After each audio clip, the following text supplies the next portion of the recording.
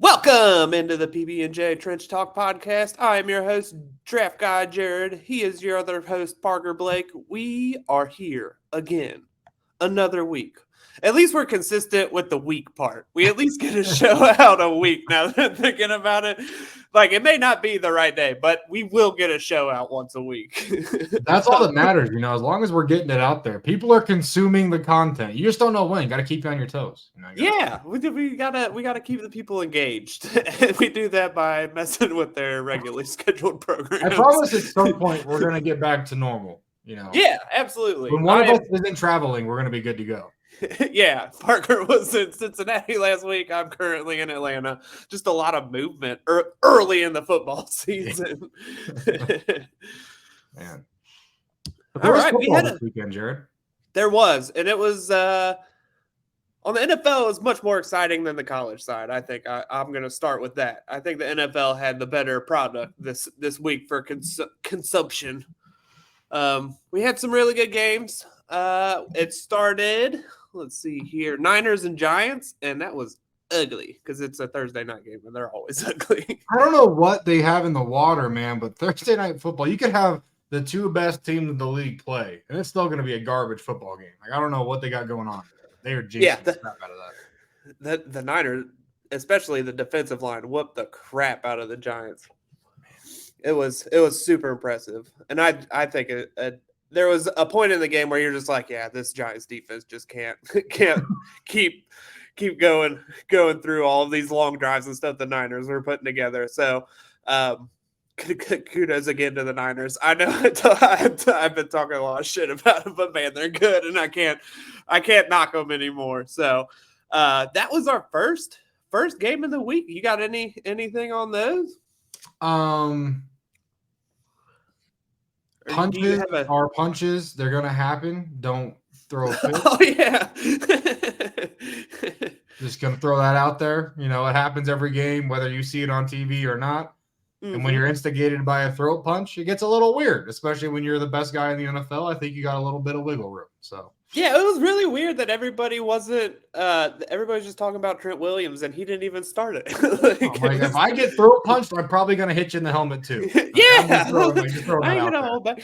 My favorite thing was the video where everybody started posting Richard Sherman trying to talk shit to him, and then he just what like, do? Yeah, I'm gonna punch you right in the face, and then he did. Like, he's gonna back up what he says.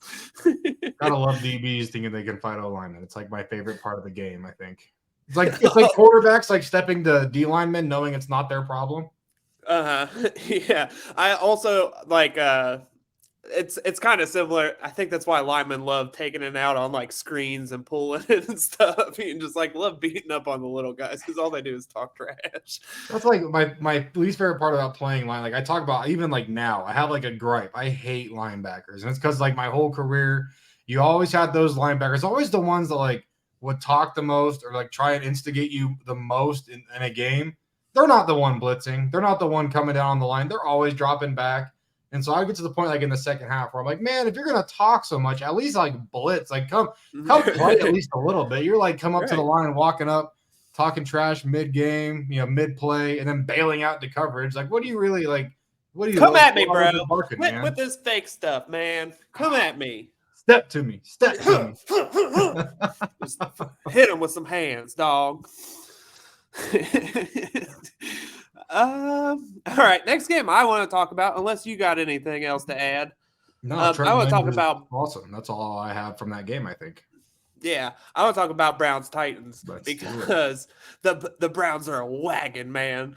I know they are having offensive issues mostly with their quarterback and whatnot, but their trenches are so fun. It's like every week you dive into just a smorgasbord of pancakes and pass rush and just all kinds of. If you only watch the Browns trenches, you would completely understand why they look so dominant. No, it's crazy because it's like you said, it's like every week there are highlights from both sides of the ball in the trenches. Like how often do you get that across the league, let alone from one team? And it's like, it's consistent. It is a highlight factory. Like if you want some clinic tape On D line, O line, obviously, I posted it, but don't watch Trent Williams. He does some weird things. But definitely watch the Browns. Definitely watch the Browns. Yeah, one of the best coached units in the whole Yes, league. It's absolutely incredible what Callahan is doing there, and now with the defensive line coming along with it, I think it's got. I imagine their practices, especially their full padded practices during training camp, were electric. I bet that was really fun football to watch. Dude, if I could just get access for only the one-on-ones during training camp, I think my life would be made. I would never have to watch football again. I just keep watching the clips on my phone over and over again. For sure. And shout out Myles Garrett. No, go. Yeah, I was just gonna say, what about this Titans group, man? We got to talk about them. Yeah. Their line is bad. It is so bad. I love that their protection was sliding 2 tight ends to wherever Myles Garrett was. I love that video, the clip of them chasing him back and forth and all that timeout. That's such a damning clip. That's when you're putting that on national television to stop one person, you are telling everybody that you are having struggles protecting. So Dillard's got 6 sacks through 3 games allowed. That's awful. That's one man. Yeah, that's one man. Oh, their defensive line, however, phenomenal. Still great job, guys. Keep it up. Very good. Still very. Not looking forward to the Bengals playing them next week. It's crazy to me how you can have these elite D lines and bad O line. What does that look like in camp? You have no leg to stand on in camp as a O lineman when you're just getting abused all day. When you go to those team sessions or even those group sessions, the one-on-ones, how does that go? Where it's just they're gonna talk mad shit the entire session and there's nothing you can do about it because what are you doing, stopping them? I bet the ones reps are very short on the defensive line in training camp. It's maybe we don't need to beat up on these guys so much. We do need a couple of them to make it to the season opener kind of deal. Confidence got to be at -50 by week 1. Oh gosh, you imagine bringing in all these new faces as an offensive line coach, and then that first day of padded practice, you're just we're stuck. It's going to be a long 17 days. This is a long season. Talk about a grind. Next game I wanted to move to was the Draft Guy Jared Super Bowl, the Lions versus the Falcons. Falcons finally came back down to earth. I am mostly impressed with the Lions. I don't think Taylor Decker or Vaitai played against the Falcons, and that is a huge unit. And they were able to move the ball pretty efficiently. It was still the slobber knocker we had alluded to last week, but it was fun, man. Just 2 teams beating the crap out of each other. Bijan Robinson has some huge holes to run through at times, but also a Lynn McNeil made some huge plays. I had a ton of fun watching the Lions take on the Falcons. Yeah, I would have had a lot more fun if I didn't have Bijan Robinson in literally every aspect of fantasy football. I have him on every fantasy team. He's on my shadow team, and he did not produce as he had previously this week. And I was like, well, what happened? And so I went back and I rewatched the game because I wasn't able to catch it live. And I was just like, oh, it was just they were just punching each other in the face for an hour straight. Yeah, that Lions defensive unit really looks like they're gelling together. Yeah. It looks like, especially the front, it really looks like they're being able to let the back end do whatever their responsibilities are. It's been a lot of fun. It's one of those teams you've seen the progression over the first couple of games, and that's scary because we're starting to get in the meat potatoes, the conference games, the division games, all that fun stuff this season, and the Lions really seem like they're starting to roll. It's Wednesday. They play tomorrow against the Packers. That'll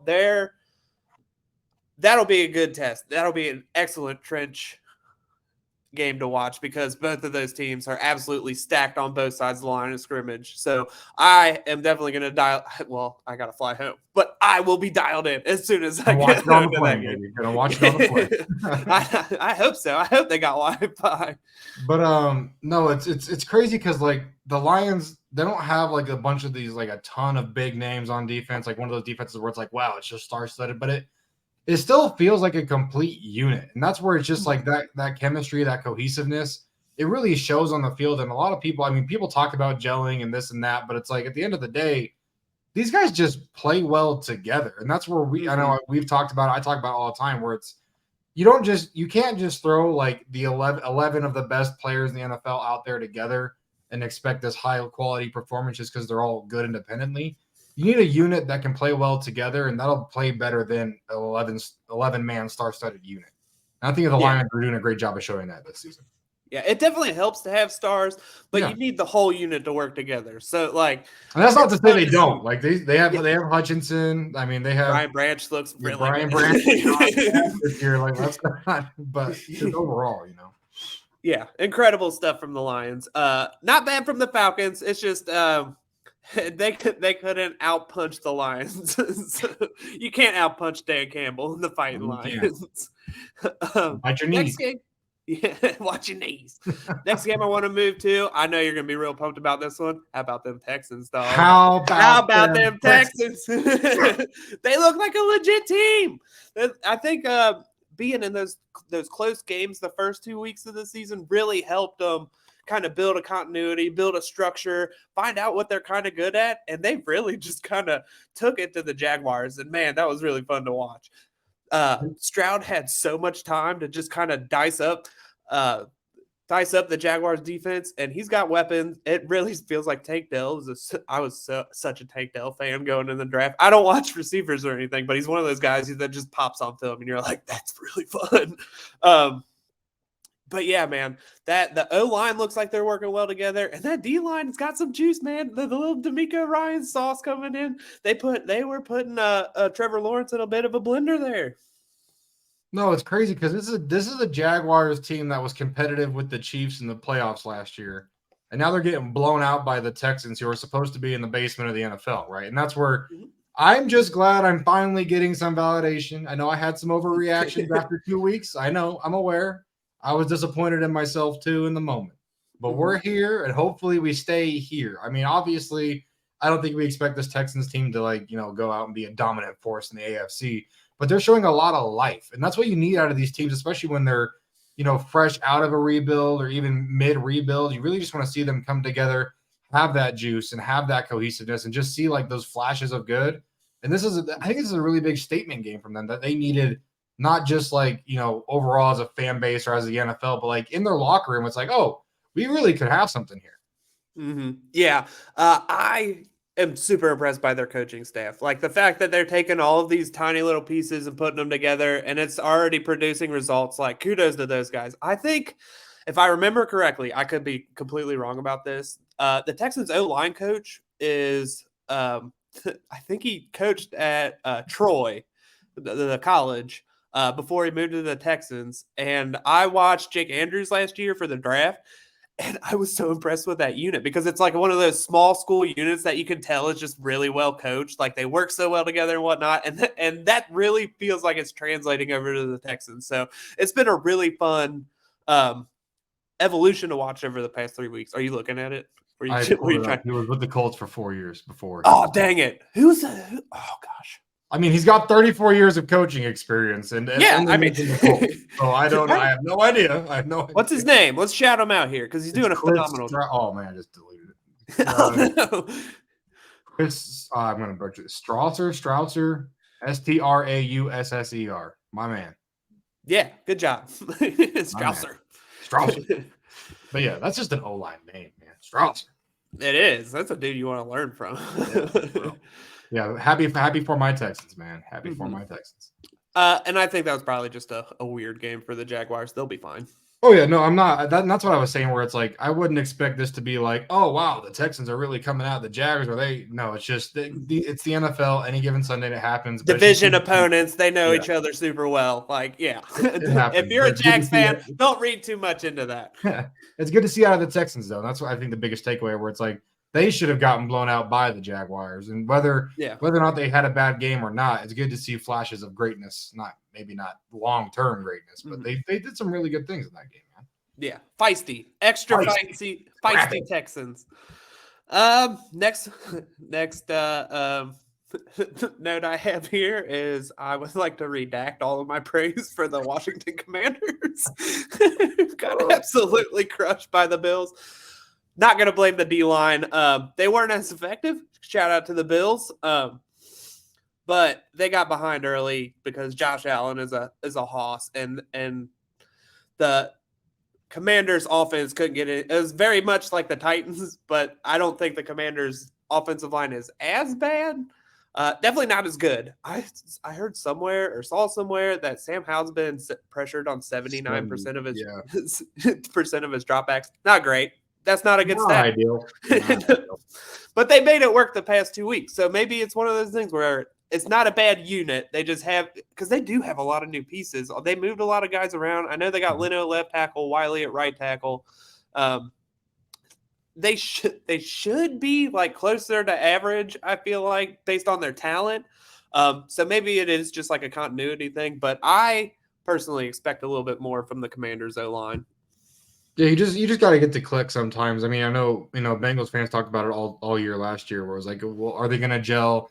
When are they going to come together? When is this going to look like the unit that we expected it to be? It just takes time. And I think Duke talked about it a little bit last year, where it takes a few weeks. Check back with them after 5, 6, 7 weeks, mid-season-ish or back half of the season. I bet this unit looks a lot better. However, I'm sure, Sam and Danny Jones are in a group chat together right now. Like, what are we going to do about this right now, buddy? Well, also with the Commanders, it's a new offense, new offensive coordinator. So it's probably a bit of learning too. Like, it's probably a bit of learning from Bieniemy, figuring out what these offensive linemen are good at, like trying to figure out what they do well together. So, if you're a Commander fan, definitely, I feel like it's going to be a theme this week. Give your people time. Nothing is as instant. It's only week 3. It's 3 games. It is not as instant as you pulling up PFF scores. That is not the production we're looking for. We are looking for progress, not production. But I think the Commanders near the end of the season are going to be one of those like playoff killers, where it's just they're not looking competitive necessarily, but they're definitely the ones out there spoiling dreams. And honestly, I love those teams at the end of the year. I love the Lions all season last season, and they came in at the end of the year, and they're just like, no, we're going to see how many of these playoff teams we can knock off.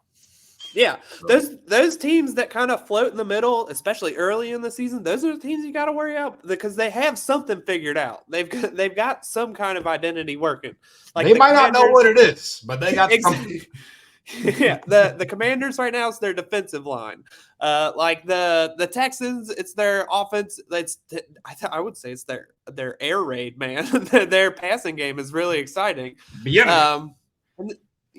So like, if your team doesn't seem to have an identity right now, just give it some time.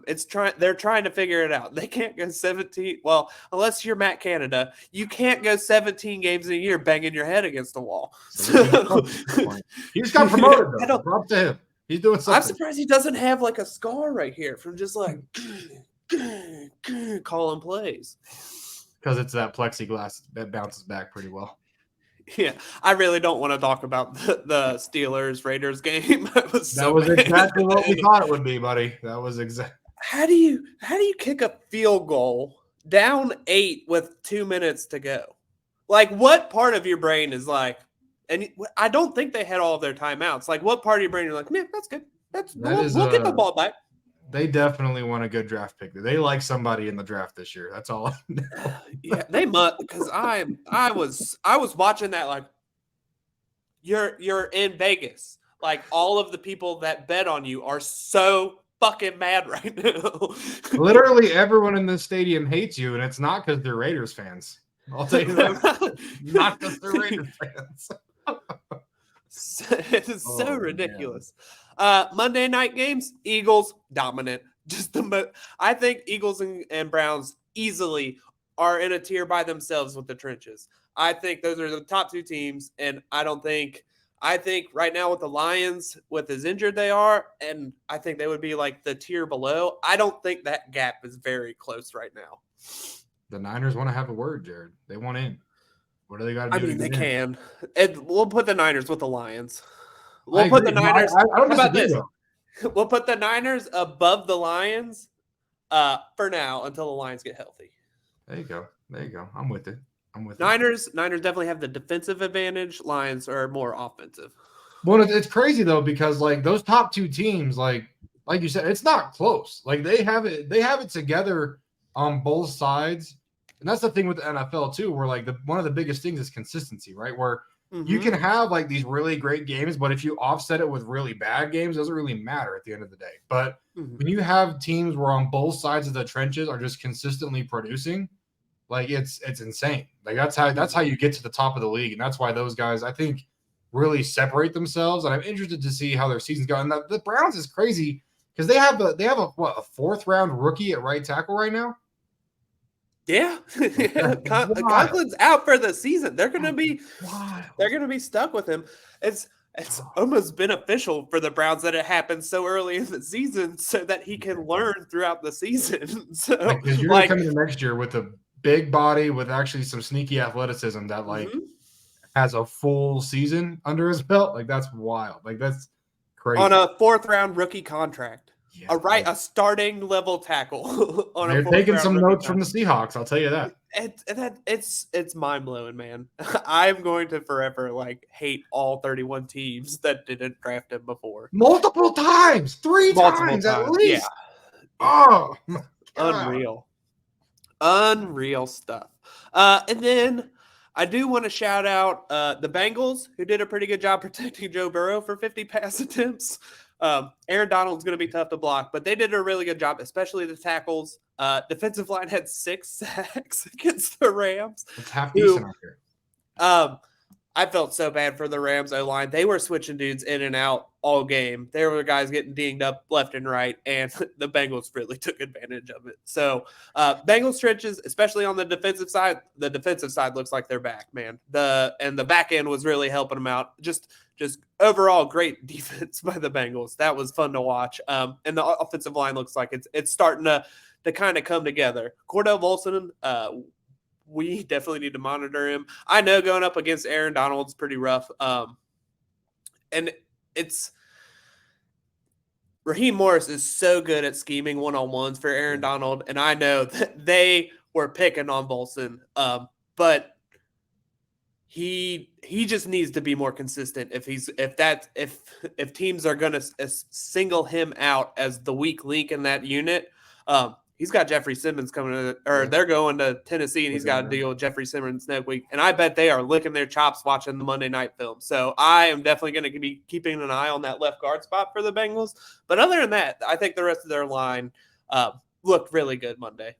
Getting Trey Hendrickson warmed up throughout the course of a game and then throwing him against a backup left tackle after he's already found his groove in a football game, especially a primetime game, is just disgusting work, my friend. Like that was 10 pressures and 2 sacks. Actually, now that we're talking about it, because I did this, he's my unit of the week. 10 pressures and 2 sacks from Trey Hendrickson. I know he was going up against backups, but it's still the NFL. Those are crazy statistics. I think I've only seen that once out of a college guy this year, and it was Dallas Turner, which is bananas. Just absolutely monstrous game for Hendrickson. Shout out to him. Unit of the week. I think he's the 4th best pass rusher in the NFL right now, based on pressure rate or pressures that are converted into sacks. I'm not a stats guy, but that's a fun He's got good stats somewhere, and he had a lot of them Monday. Yeah. Great stuff by Hendrickson. So he's my unit of the week. Good job, Trey Hendrickson. Yeah. Wow, that game was just crazy. You just saw that defense heat up, and then it was they were cooking, especially in the second half, man. It was a nightmare. I felt so bad for Matt Stafford. Honestly, because there was nothing we could do, man. It was just collapsing. Yeah, I feel like they had 6 sacks. They must have had 10 or 11 QB hits too on top of that. It's just hammered. Yeah. Kirk Cousins-esque performance from Matt Stafford as far as bodily injury. just poor guy, man. You got any more NFL notes before we go to college? I was trying to think. Honestly, I think we covered everything. I do want to update Broderick Jones' watch. After getting absolutely annihilated in the trenches from what it looked like on the TV, still didn't play. So just update there. I don't know why. I was thinking about this after we stopped recording last week. They're probably not rolling up Broderick Jones against who'd the Steelers play the first week? Don't ask me. They played the Niners. I'm not rolling him out against Nick Bosa. I'm not rolling him out against Myles Garrett. And then this past week, I'm not rolling him out against Max Crosby and Tyree Wilson. Those are not going to be your first 3 games in the NFL. I'm sorry. I know the Panthers did it last year to Ikwanu without regard. Like they're like, no, just go do it. But, I mean, the Steelers are trying to win games. And if you're trying to win games, maybe putting a rookie against 3 of the top pass rushers in the NFL, not a great idea. Is Dan better? He's more experienced. He can shuffle. He is better at shuffling his way in front of people at this moment. He's proven. Yeah. What's been proven is questionable, but you know what you're getting. Yeah, but exactly. He's known.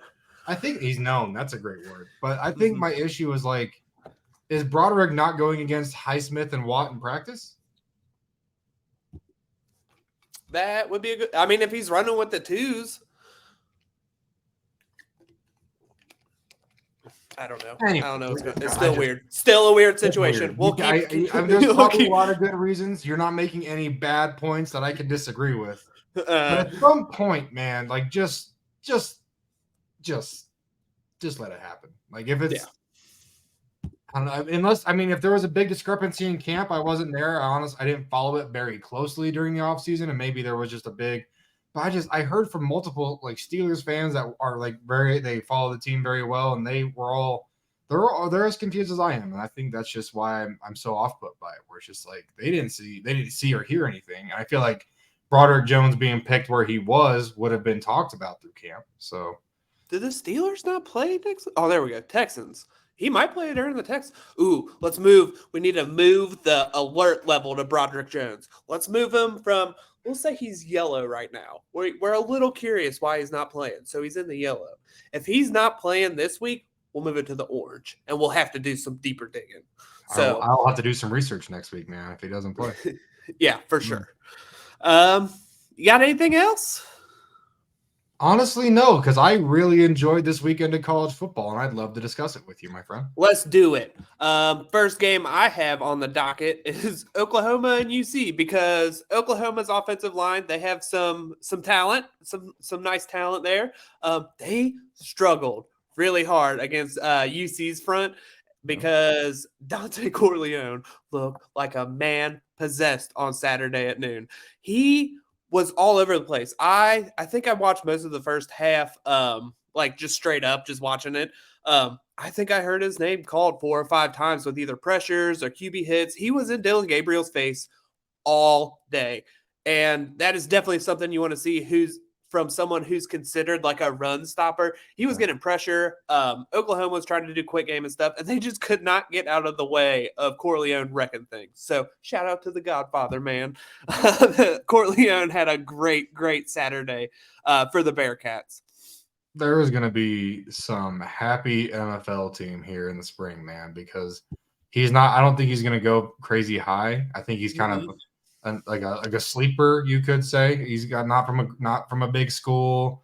I don't think a lot of people really have him on the radar yet. And he's just a guy that he's going to end up on a team, and it's going to be a team like the Steelers, who are great at drafting D-line late, and he's just going to end up in a good situation. I can just feel it, and he's going to be productive year one. I'm going to call it now. But the Godfather is going to get it done. Don't worry. He's a pretty complete unit, and it's crazy with what he has physically. What he's able to do on the field just blows my mind every week. And he still has 2 more years of eligibility. I think he's still a redshirt sophomore. So he can declare for the draft. He can transfer. He can come back to Cincinnati. He was born and raised in Cincinnati, went to a Cincinnati high school, going to UC. He loves Cincinnati. I saw Andy Staples interview him. He has one of the more unique skyline orders I've ever seen in my life. A Chilito, for those who don't know, it's a chili burrito. It's just got cheese, sour cream. You can put noodles in it and chili, and it's all wrapped in a tortilla. They're a hot mess. Well, Corleone has figured out the perfect thing to put on a Chilito. Last time I know, but he puts his French fries. He orders French fries in his Chilito. So he's basically got chili cheese fries, handheld chili cheese fries. And it's the most brilliant thing. It's genius. It's Mobile Skyline it's like oh gosh, I can't even think of the words. It's indescribable. Having Skyline that you can have on the move, it's a game changer because you can't do that with a Coney. If you've ever seen a Skyline Coney, the cheese is just going to fly off of it. You can't take that outside, but you could take a Cholito filled with French fries. You can take that outside and not make as big a mess and lose all of the ingredients because it's all right here. Dude, I learned so much in the last 5 minutes.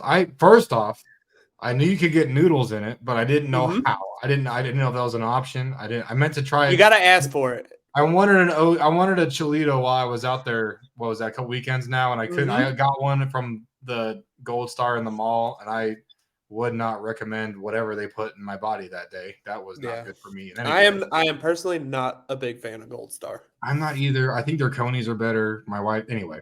But I heard this last time I was out there, I heard about getting the noodles in the Cholito, and I was like, gotta find that. Didn't know you could do fries in the Cholito. Gotta try that. So once again, I need to get out there purely for the food. I love some snack food, man. And just this is gonna be a Cincinnati chili tip for anybody listening, anybody out there that visits Cincinnati. There is a secret menu for Skyline. I'm not going to dive into it. There's all kinds of fun stuff that you can get. If you've known anybody that works there, they all know the secret menu. But one of the things a lot of people don't realize, especially if you order it to go, you can either order it inverted, so you can have all your cheese on the bottom, chili, noodles on top, so that you can just flip it whenever you get home, and boom, 3 ways ready to go. You can order it dry. If you've ever ordered Skyline, you'll notice like all of the water from the chili kind of settles under the noodles. They will drain that for you if you order it dry. Or you can order it wet, where they take that juice and drizzle it on top. Who wants that? There's people out there that like it. I don't understand the inverted thing. I personally, whenever I order Skyline takeout, I order cheese on the side so that when I get home, I can put the cheese on top so it's not all melty and stuff. That's my pro move. The first Skyline. I didn't get to go to Skyline last time I was there, and I'm gonna regret it for the next year of my life. I'm not. I'll just send you some, dog. I'll send you some for Christmas. You can't send me a Cholito, Jared. You can't. I can send you the ingredients. I'm gonna get her done. Anyway, in true O-line talk, though. Yeah, I love how we just went on a 7-minute tangent about. I have a problem because back in high school, I was a big secret menu guy, right? I was like, I was a lineman and I knew my way around a fast food restaurant. That's all we got to say. But I tried with my wife the other day. I think we went to KFC. And I tried ordering something off the secret menu that I had recalled, and I Googled it to verify that people were still aware. And there was relatively recent updates. So I was like, oh, okay, we should be good. They should know. And I got to the drive-thru. My wife was driving. And I was like, I want you to order this. And she's like, I'm not. You're setting me up for something. Like, no, just trust. Like, this is like the only thing I like getting from here. Like, I haven't been to KFC in forever, but last time I came, I got this. She's like, okay. So she ordered it. And the guy on the speaker was just like, I don't know what you're saying to me right now. We're so depressing. I'm like, okay. Do we just abandon it? Was like the secret menu just a thing of the past, and now we've abandoned it? So I got to like go and experiment around town. But yeah, what was back in the day when McDonald's you could get a McDouble and a McChicken? What was it? The McBitchin'. Yeah, I miss those days, man. Now a McDouble's like $3. Sad. I'm old. That's what that is. Anyway, college football is really good this weekend. The Godfather is that guy. Yeah, he is changing the game in so many ways, on and off the field. I'm at. Represent. So, next game I want to talk about is Clemson, Florida State. Probably the best game early window. Definitely the best game in the early window. Yeah. Went into overtime. It's just a slobber knocker. It was ugly, especially at the end. It didn't seem like either team wanted to win it. But Florida State still showing they got the talent. I think we're starting to see they have the talent to be in the playoffs, but they're doing this thing. It's an ACC thing where they're playing to their competition, and it's really annoying, and you can't really gauge how dominant they can be. So pretty frustrated with Florida State's performance, but they still got the win, and that's the important thing. I think the most disappointing thing about Florida State is they have everybody talks about their veteran offensive. We've talked about it in our college, their veteran offensive and defensive line units. They have a lot of experience, and I think you can tell that. I don't think they're as talented as some of the fronts they're facing in the ACC. I just want to start off by saying I had the under in that game, and that's probably the sweatiest bet that I've had in my entire. What was it? It was like 50, 55, and 56 and a half. Like it was, dude, it was wild. I think it was 55. As that overtime hits, you're like, well, I know, because it's like usually like overtime's like your bet's dead. But I was like, the way this game was going, like we could, like with that fourth quarter, the whole fourth quarter, I was like, holy crap! Pull out the garbage bags, man. We're in a sweat. And then we hit, like the last 2 minutes, I was talking to a couple buddies, and it was just like, man, we're getting overtime in this thing, and that's never good. And we go into overtime, and we got that first like stop, and I was like, oh, we might be able to do this thing. We might be able to pull this one out, and we did. We sure did.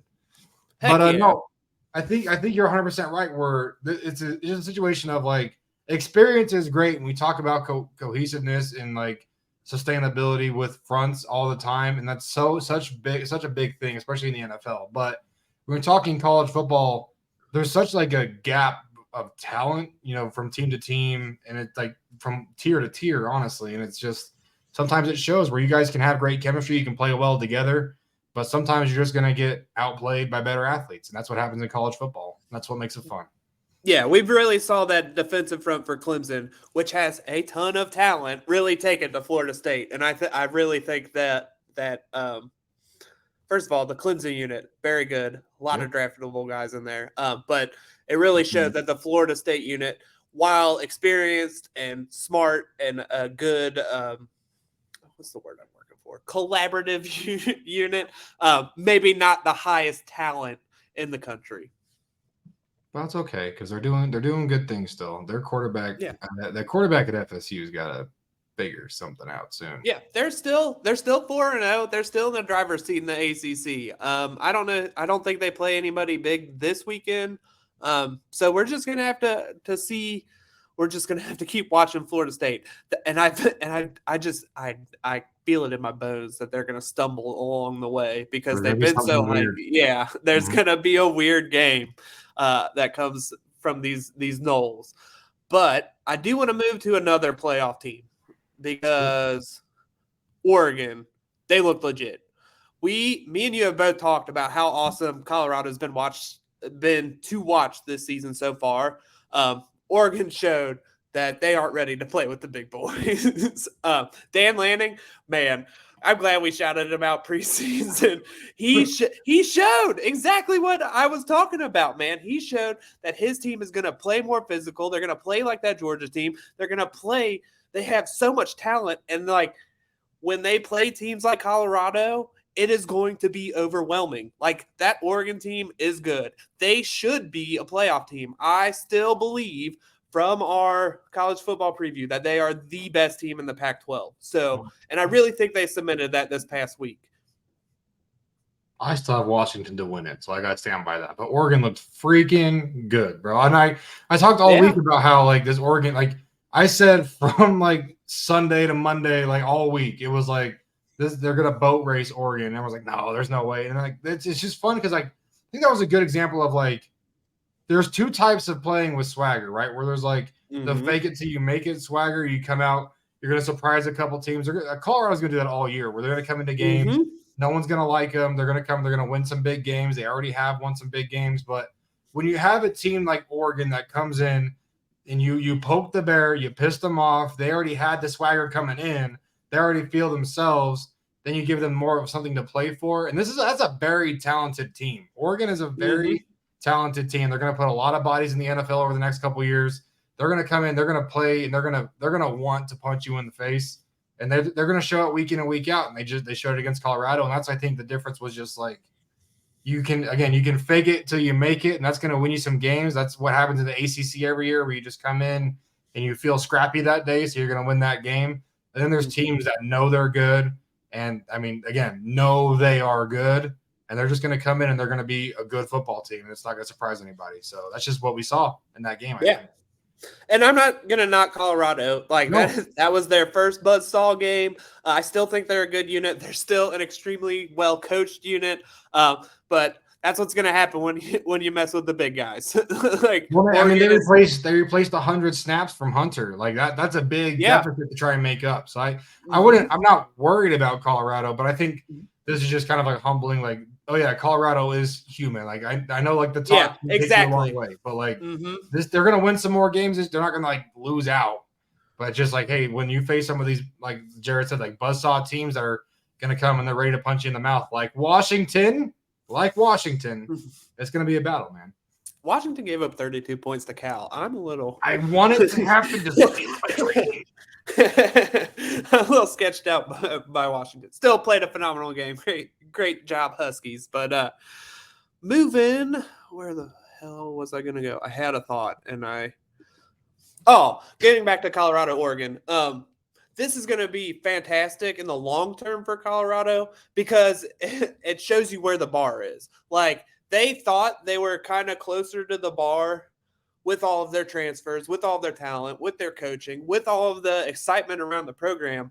I feel like they probably thought they were closer to Oregon than they actually were. And it really reminded me last year, Oregon's first game of the year was Georgia. Yes, it was. So we saw, first of all, Dan Lanning's whole team come in and absolutely crush these Ducks. And I remember that press conference afterwards. He was like, that's what we're trying to get.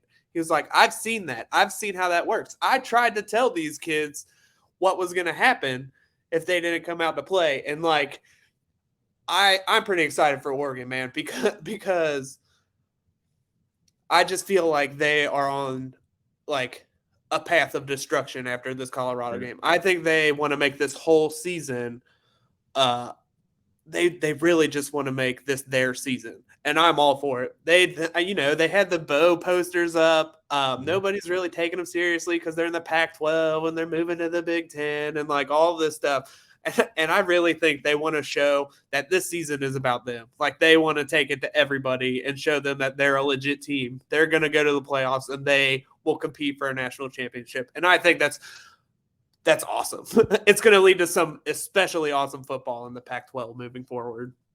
Well, when you're coming into a bigger conference like the Big Ten, there's all of the people that are already there are talking about, oh, they don't belong in the Big Ten. This is just some crappy little Pac-12 team trying to get out of the wet. But they have a lot of chips on their shoulder this year, man. Between the Bo Nix hating, Colorado hyping, the Big Ten probably dogging them all off season. They want to be a team, man. And I'm excited to watch it. I feel like they're showing they are prepared once they go to the Big Ten to hang with the Big Ten. The biggest dogs in the Big Ten. Like, they want to go in there and show, like, the Pac-12 wasn't a push-around conference. We're here to play. We're here to make playoff appearances. And, I mean, that kind of stuff just leads to really good football. For sure. Next game, Bama. Still relevant in the West, man. LSU struggled against Arkansas. It's like, I'm so tired of talking about this division because I feel like everything I say just absolutely comes back and punches me right in the face. But Bama looked good against Ole Miss, man. I don't know if it's Ole Miss stinks or if Bama's starting to kind of gel and come together. Milroe played again, looked good. So, I mean, go Bama, roll Tide. I hate the SEC this year. It was a 13-point first half in the SEC, Jared. 13. And like, Lane Kiffin is supposed to put up points, right? Yeah, like that's his whole thing. Like I guess good for Bama, but was this just Ole Miss forgetting how to I don't know if someone's good or someone's bad here. That's all I'm saying. I know I will probably be diving into this game during draft season, so maybe we'll have some more answers. But it's just a very ugly, confusing SEC West right now. And I really just want somebody to be like, we're a good team too. We can play Georgia, but I don't think anybody really wants to. That's the thing. I think it's just like It almost feels like it's like, oh, I don't want to play Georgia, so I'll drop this one, or I'll make this one a little more competitive. We'll try and keep it. We'll see what happens, but we don't want to play that one just yet. We don't want to touch. Yeah, it feels like some strong Georgia avoidance is going on in the SEC instead of national championship aspirations. Like, what can we do to win this conference, but like not go all the way? I just wonder if like Georgia's just like vacuuming up all the recruits, and everybody else is just looking around like, I guess we're playing with accountants. We're gonna get some transfers for sure. Yeah. Next game I have to shoot out. Utah held UCLA to 7 points. That defensive front absolutely dominated the whole entire game for Utah. I am very excited. I think this Utah defensive front has taken it to all of their opponents so far this year. So I really want to dive into this film. I think I want to see if they have some draftable dudes in here because they're playing so well together. I need to see if it's more of an individual thing or if it's like a collective effort like we've been talking about. I mean, don't sleep on UCLA though. UCLA, they held Utah's offense to 7 points as well. I just want to put that out there. It might not have been 7-7, but they held Utah's offense to 7 points. But then again, I mean, Utah's offense does not feel spirited. Like, they don't want to score points. They're just trying to keep you off the field. Like, that's all they're trying to do on offense. This is the first game Cam Rising was back too, so I would imagine there's probably some growing pains. Plus, UCLA has some incredible pass rushers. No, that was two really good defenses, and they got the score that you expected, honestly. Like, let's be real here. Really good game. Good job, Pac-12. You guys are really killing it. You guys are killing it. Speaking of the national championship, Oregon State and Wazoo, we were absolutely right that it would be lopsided. I thought it would be more of in the Beavs' favor because they play more of a smash mouth style of football. But shout out to the Cougs, man. They were slinging it. Yeah, they kept Oregon State on their toes all day, came up with a double-digit win. Shout out to the Cougs, national champions, hang the banner, Pac-2 champions. Fly it, baby. Fly the banner. Like they do every game day. That was a fun game to watch, though. I'll give him that. That was a fun game to watch. And then my last college football note from the weekend, Penn State's legit. Penn State is definitely in the Ohio State-Michigan kerfuffle this year. They're going to make one of those two teams lose. I don't know which one. I think both their offensive and defensive lines look phenomenal. They absolutely crushed Iowa. Just took it to them. It was a Big Ten football at its finest, really. Drew Aller, super, super exciting. They're Penn State's quarterback. It really feels like they kind of have the same vibes as last year, where they're just a super talented team. But I think Aller really ties it all together. It looks like a more complete team from Penn State this year. I think the Nittany Lions are going to cause some issues for Ohio State and Michigan, who just seem to kind of be Ohio State keeps Ohio State's a roller coaster. Michigan seems pretty consistent. To lose games so bad. Yeah, I think Michigan's first real test is going to be Penn State, and I am going to, whenever I look at when that game is, I'm going to circle it. Yeah. When I find it, I'm going to make it a point. When I figure out when it actually happens, I will watch it.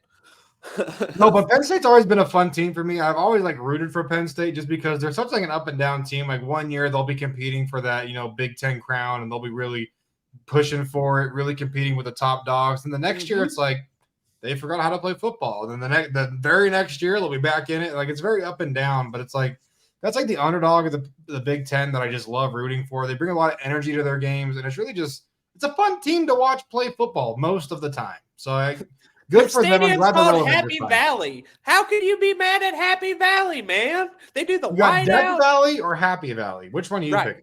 Which one? Happy. I'm going to the Happy Valley.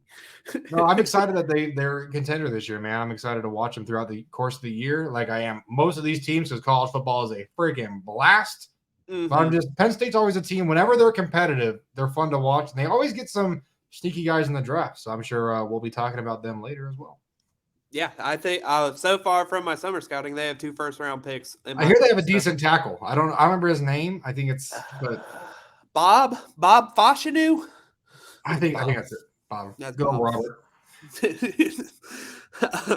And then let's get to the nightcap. The best game from the college football slate, in my opinion, Ohio State Notre Dame, because it was really Notre Dame's offensive line versus Ohio State's defensive line, and that the Buckeyes defensive line came to play. Man, it was such a slobber knocker. I feel like Notre Dame really struggled.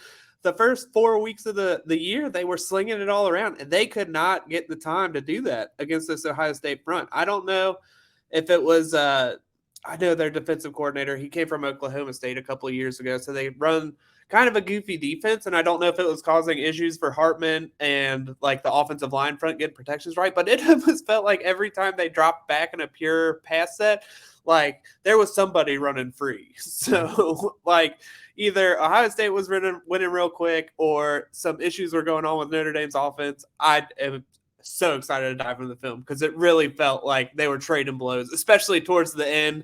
Unfortunately, Notre Dame couldn't get all of their players on the field to prevent a touchdown. So that sucks.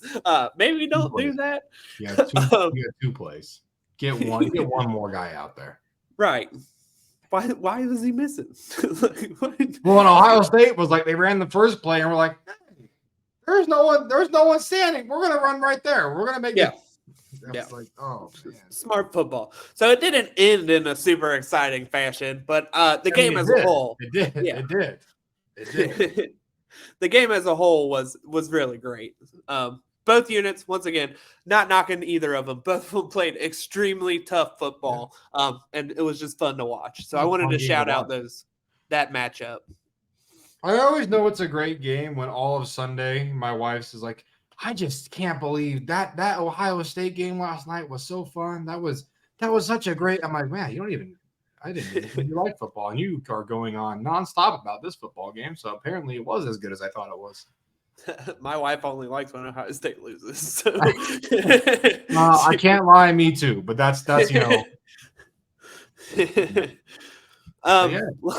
And then I have a college football unit of the week. I don't know if you saw the clip on the internet of the Louisville's tackle, Willie Tyler, doing a cartwheel mid-play. Unit of the week. You don't see that very often. Shout out Willie Tyler. Shout out to the coaching staff who probably didn't make him do anything and thought that was just as funny as we all did. You don't see units doing that. Have fun, big fella. That was awesome. Also, that's a get in the film room on Monday, and you're watching the film. Your coach hasn't seen it yet, and you know it's coming. And then we get to the half clip. The team hasn't seen it because they were all doing something else. We get to the clip, and then you hear that freshman in the back that's like, "Hey, did you see Willie on that play?" And everyone's like, "What are you talking about?" The whole room watches that clip like 9 times. I love that for him, man. Also, Cardinals undefeated 4-0, one of the 6 ACC teams that haven't lost yet. They play NC State on Friday. Watch it. It's going to be a good game. Cats are 4-0. We are still 4-0 playing Georgia. Georgia at a horrible time. Not Georgia. Playing the Gators. Florida. I said Florida in my head. I knew my dad joined in the game. I know who they're playing. But again, not at a good time because usually this Florida game is afternoon at the earliest. And they're playing at noon this week. Like, what? Anyway. It's because nobody really wants to watch. I want to watch the game. Did they rank Kentucky? I think I saw that they ranked Kentucky. Or did they rank Florida? Florida was ranked last week. I haven't checked the rankings this week. But it must have been that then. Week. Yeah, because they were like 21 or something when I was writing in the notes. So. But yeah, they're playing in Lexington, right? Yes. Should be a good one, man. Should be a good one. Let's since we transition to Kentucky football preview for next week, let's keep previewing, man. Let's keep running with these college games. So I also have Utah, Oregon State. That should be a slobber knocker, man. That is going to be one ugly football game. If you love trench play, tune into that one. That's definitely one to watch. Yep. Yeah, it's going to be a really fun game. I bet it's going to be tight. It's going to come down to the wire. I believe it's in Corvallis. So the Oregon State fans are going to be rocking for the Beavs. Really excited for that one. Another one I am excited for, Kansas at Texas. I think Kansas, if they don't, they beat Texas in Texas 2 years ago.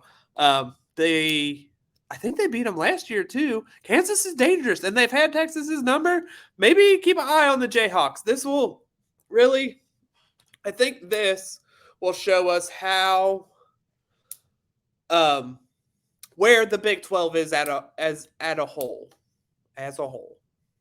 2 defensive touchdowns last week. 2. Yeah, I watched the BYU game. I had money on that game. I did not want money on that game. Did you try to get BYU to cover? Because I thought they were going to cover, but I had the under, which would have hit if we didn't have 2 freaking defensive touchdowns, which is why it resonated so much. And then like halfway through that game, because it was like, because you watch some of these games, especially early in the season, you're like, is that team bad or is that team good? In the first half, I was like, is BYU bad? And then the second half came around, and I was like, oh, Kansas' defense is really good. So yeah, we said it in our preview, man. I said, watch out for Kansas in the Big 12. They are a super well-coached team. Their offense is exciting. Their defense flies around. That hit they had on the reverse on the BYU for the fumble touchdown. Oh man, that was awesome. That was so cool. So I am a big fan of the Jayhawks. Remember, good teams win, great teams cover for that one. Sticking with the Big 12, which this would not have been true last year, UC is playing at BYU. So I would definitely watch if you're a trench guy. Once again, we were talking about Dante Corleone and the Skyline order. You can't get that in Utah. Maybe I'll send some Skyline with him to give to. Just send it to me. I'll get it to him. Yeah. I promise. All right. Well, we'll figure it out. But the Bearcats take on the Cougs. I think, if anything, it's going to be an elite uniform matchup. Yeah. Black and red and blue and white. Are you kidding me? Are you kidding me? Yeah, nothing's better than that. So I'm excited for that one. And then the last game I have here, Notre Dame plays Duke. Notre Dame's going to try to bounce back. I think they are playing at Notre Dame again. Duke's a good football team. It'd be good to see Notre Dame bounce back, but it'd also it's good to see Duke against a team probably closer to the top tier to see if they're more legit, because they're also 4-0 in the ACC. I really just want to see more separation with now that we're getting into the meat of the schedule. We're starting to see some teams really show that they're legit. Some teams are kind of, I don't know if they're good or if they had a bad game. Like, we're starting to see some separation, and I want to see that continue. And I think this Notre Dame-Duke game is a perfect example for that, because Notre Dame's played Ohio State, Duke's played Clemson. We've seen both of those teams play close games, so I'm excited. I'm waiting for either Bo Nix or Riley Leonard to show me that they deserve to be on my shadow team. So I am watching Oregon and Duke heavily this season, just regularly. I'll obviously dive into the film later and really see how they process. But it's fun to watch them play, because I have them very close, where I think Bo Nix has a lower floor than Riley Leonard, but he's got such a higher ceiling. And so I'm trying to get one of them to show me that either he's not as good, or I can hit this ceiling in the league and not just in college football. So I watch both of those teams religiously at this point. I really just want one of them to separate. So I'll be there. I'll be watching. And Notre Dame. I've been watching Notre Dame, Duke, Oregon, obviously my Cats this season. And man, it's just, I'll be there. I feel like I've been watching a lot of Alabama and Ohio State and UC. Those are the three. You love teams that want to lose games. And Louisville, of course. I've been paying so much more attention to Louisville than I have the past couple of years. All right, so let's preview the NFL slate, and we will get this all wrapped up. Like we were talking about earlier, Lions-Packers can be a great trench game. Thursday Night Football, it's going to get weird. I believe it's at Lambeau Field, so let's get extra weird with that. Book the Lions every week for this show, I'll tell you that. On the front end and the back end. We love our Lions. If we're going to preview a game, the Lions will definitely be on that list. One prime.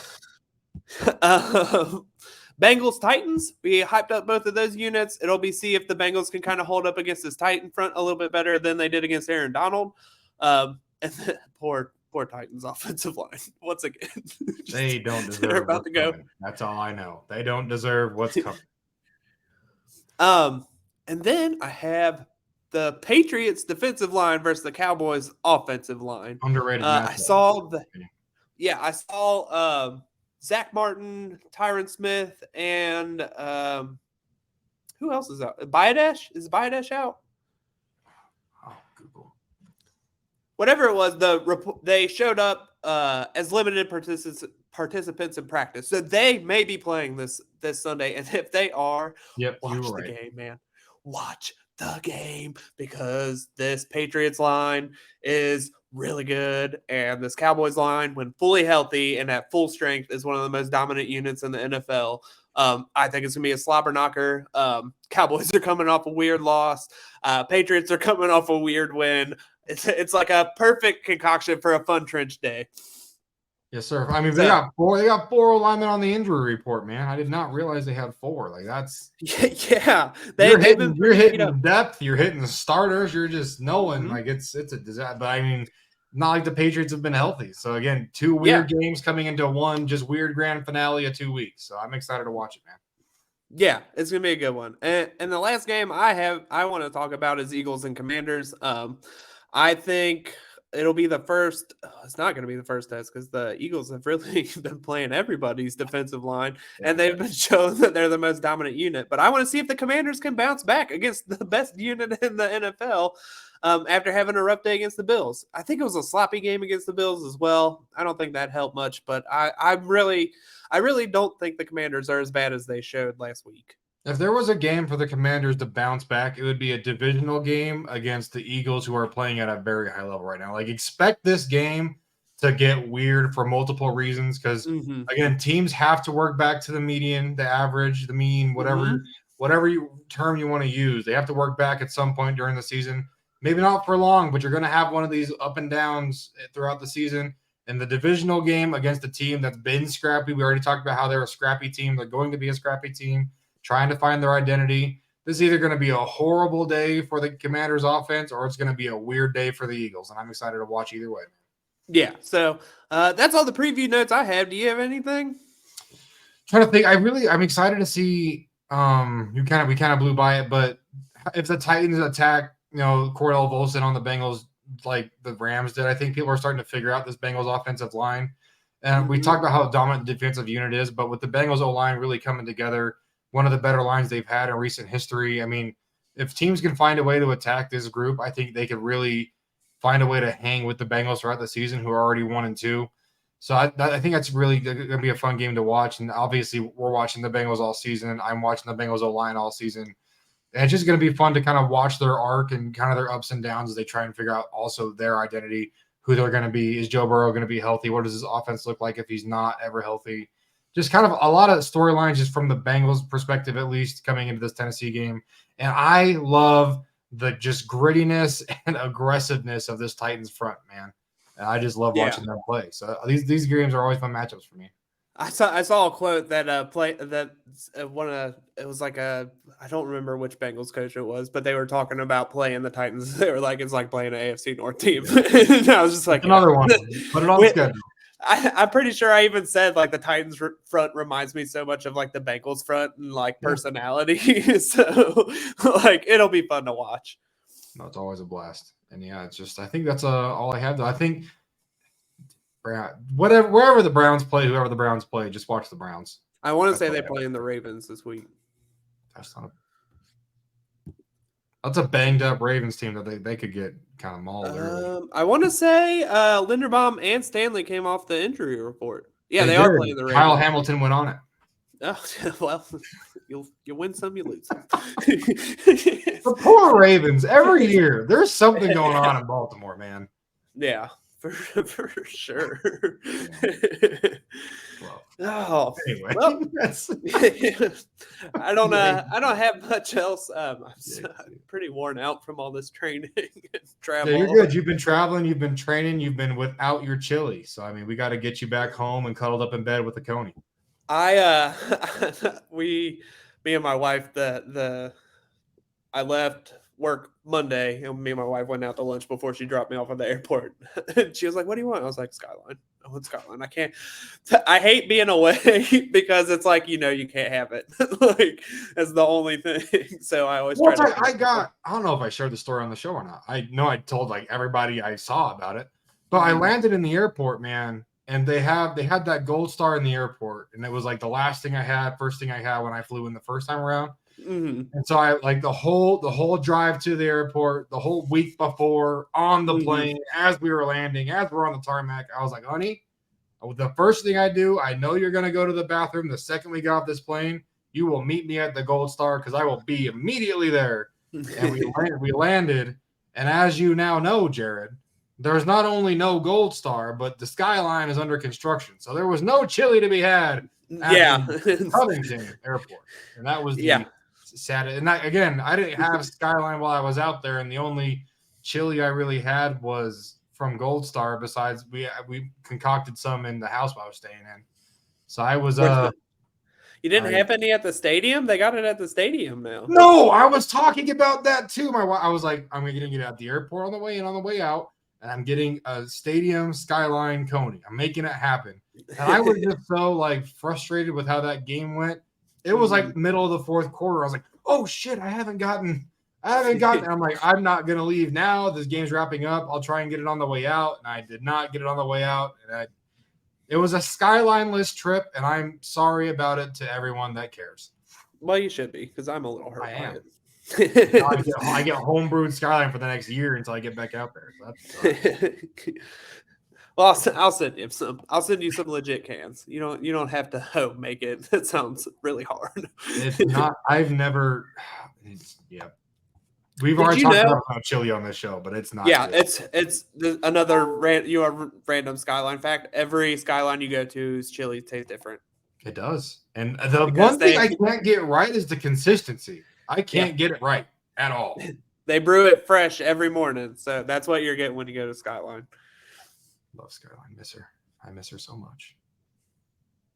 We talked about a lot of food on this show, and I think that's representative of what it should be. I'm not sorry about it. Yeah, no, I got half a chopped cheese sandwich that I'm. You and your chopped cheese sandwich, man. You put me on. I got to make me a chopped cheese sandwich. It's sitting in the fridge. I'm about to crush it cold. I don't care. I'm starving. Let's go feed ourselves after all this food talk. I'm going to do this stream here when I get back to the office. I'm definitely grabbing some fridge pizza on my way out of the house. I'm not going to lie. Hell yeah, fridge pizza is the best. The calzone is back at Little Caesars for those that are invested as I am, because I love the damn calzone. Oh gosh, I saw a triple threat. Somebody posted it. It was like a slice of pizza, and the crust was garlic knots, but the garlic knots also came up into a calzone. And it's called a triple threat, and I don't know where it's from, but I'm going to make one. I'm going to find a way to make one. Anybody wants to help us find one? Please let me know, or I can get a triple threat ASAP. Right. So on that note, I'm gonna go get a triple threat.